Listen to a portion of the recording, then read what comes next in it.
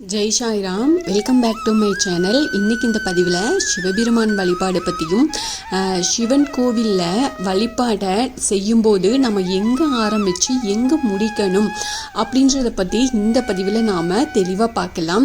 மற்ற கோவில்களைப் போல் சிவன் கோவிலில் சாதாரணமாக வழிபாடு செஞ்சுட்டு வந்துடக்கூடாது அப்படின்னு ஒரு விதி இருக்குது. சிவபெருமான் அனைத்துக்கும் தலைவனாகவும் உலகிற்கு தந்தையாகவும் இருக்கக்கூடியவர். அவரது அருளை பெறணும் அப்படின்னா சிவன் கோவிலுக்கு போகும்போது உரிய முறையில் நாம் போய் வழிபாடு செய்யணும். நேரடியாக சிவன் சன்னதிக்கு போய் வழிபாடு செய்யக்கூடாது. இப்படி வழிபாடு செய்கிறதுனால எந்த பலனும் கிடைக்காது. அதனால் நம்ம எப்படி வழிபாடு செய்யலாம் அப்படின்றத பற்றி இந்த பதிவில் பார்க்கலாம். இந்த பதிவை தொடர்ந்து ஸ்கிப் பண்ணாமல் முழுசாக பாருங்கள். நிச்சயமாக உங்களுக்கு ரொம்ப பயனுள்ள பதிவாக இருக்கும். அதுக்கு முன்னாடி என்னோடய சேனலுக்கு தொடர்ந்து சப்போர்ட் பண்ணுங்கள். லைக் பண்ணுங்கள், ஷேர் பண்ணுங்கள், கமெண்ட் பண்ணுங்கள், மறக்காமல் சப்ஸ்கிரைப் பண்ணுங்கள், பெல் ஐக்கானை கிளிக் பண்ணுங்கள். ஒவ்வொரு கோவில்லையும் வழிபாடு செய்கிறதுக்கு ஒரு அப்படின்னு ஒரு விதி ஒன்று இருக்கும். அதுபடி பார்த்தோம் அப்படின்னா வழிபாடு செய்கிறதுனாலேயே அந்த கோவிலில் வழிபட்ட முழு பலனும் அந்த தெய்வத்தின் அருளும் முழுமையாக நமக்கு கிடைக்கும். எந்த கோவிலுக்கு போனாலும் முதல்ல கோவிலுக்குள் நுழையிறதுக்கு முன்னாடி ராஜகோபுரத்தை தரிசனம் செஞ்சு வணங்கிட்டு தான் உள்ளேயே நாம் போகணும். இந்த சிவன் கோயில் அப்படின்னா எப்படி வழிபாடு செய்யணும், முதல்ல யாரை வணங்கணும், சிவாலய வழிபாட்டினை எங்கே ஆரம்பித்து எங்கே நிறைவு செய்யணும் அப்படின்றத பார்க்கலாம். சிவன் கோவிலில் விநாயக பெருமான் வச்சிருப்பாங்க. தடைகள் எதுவாக இருந்தாலும் அந்த தடைகள் எல்லாமே விலக ஓம் கணபதியே நமக அப்படின்னு சொல்லி முழுமுதற் கடவுளான விநாயக பெருமானை வழிபாடு செய்யணும். அதுக்கப்புறமா கொடிமரம் இருக்கும். கோவிலின் வழிபட்ட சக்தியை அந்த பலனை பெறணும் அப்படின்னா இந்த கொடிமரத்தை நாம் வழிபாடு செய்யணும். அப்புறமா நந்தி பெருமான் நம்ம வேண்டுதல் நிறைவேறணும் அப்படின்னா நந்தி பெருமானை நாம் வழிபாடு செய்யணும். அம்மன் சன்னதி இருக்கும். குடும்ப நலன், மன அமைதி இது எல்லாமே கிடைக்கணும் அப்படின்னா அந்த அம்மன் கிட்ட மனசார நாம் வேண்டிக்கலாம். அப்புறமா மூலவர் சிவனை வழிபாடு செய்யணும். சிவபெருமான வழிபாடு செய்யும்போது நம்ம மனசை ஒருநிலைப்படுத்தி ஓம் நமச்சிவாயா அப்படின்ற மந்திரத்தை 108 முறை உங்களால் சொல்ல முடியும் அப்படின்னா நிச்சயமாக சொல்லுங்கள். இல்லைனா 54 முறை உங்களால் எவ்வளோ தடவை சொல்ல முடியுமோ அத்தனை தடவை நீங்கள் சொல்லி வழிபாடு செய்யுங்க. அப்புறமா அங்கே தட்சிணாமூர்த்தி வச்சுருப்பாங்க. ஞானம், கல்வி, தெளிவு கிடைக்கணும் அப்படின்னா தட்சிணாமூர்த்தியை கண்டிப்பாக வழிபாடு செய்யணும். அப்புறமா முருகப்பெருமான் இருப்பார். தைரியம், வெற்றி இது எல்லாமே கிடைக்கணும் அப்படின்னா முருகப்பெருமான மனதார நம்ம வழிபாடு செய்யணும்.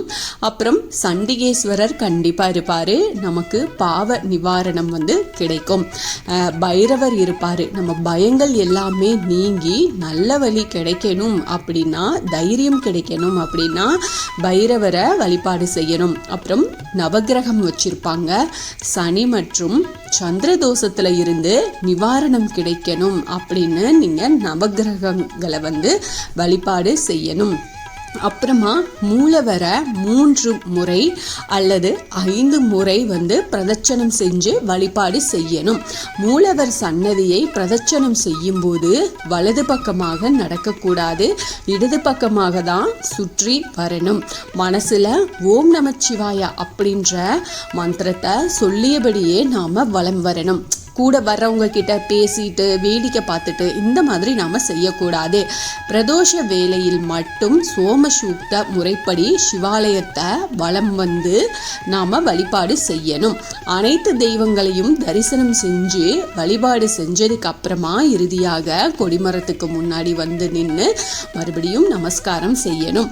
ஆண்களாக இருந்தால் சாஷ்டாங்க நமஸ்காரமும், பெண்களாக இருந்தால் பஞ்சாங்க நமஸ்காரமும் செய்யணும். அதுக்கு அப்புறமா கொடிமரத்துக்கு முன்னாடி அமர்ந்து நம்முடைய வேண்டுதல்களை சொல்லி பிரார்த்தனை செய்யணும். அனைத்து தெய்வங்களையும் வழிபாடு செஞ்சுட்டு கடைசியாக கொடிமரத்துக்கு முன்னாடியோ அல்லது கோவில் மண்டபத்திலோ அமர்ந்து கொஞ்ச நேரமாவது தியானம் செய்யணும். கண்ணை மூடி நாம இறை சிந்தனையில இருக்கணும். அப்படி தியானம் செய்ய முடியாதவங்க கருவறையில் தரிசனம் செஞ்ச இறைவனின் திருவுருவத்தை அப்படியே மனசுல நினைச்சு மனதுல நீங்க எந்த உருவத்தை பார்த்தீங்களோ அதை நிறுத்தி இந்த இறைவன் கிட்ட மனம் விட்டு அமைதியாக பேசணும். அப்படி இறைவன் கிட்ட பேசும்போது மனசுல ஒரு விதமான அமைதி, தெளிவு, நிம்மதி இருக்கிறத நம்மளால உணர முடியும்.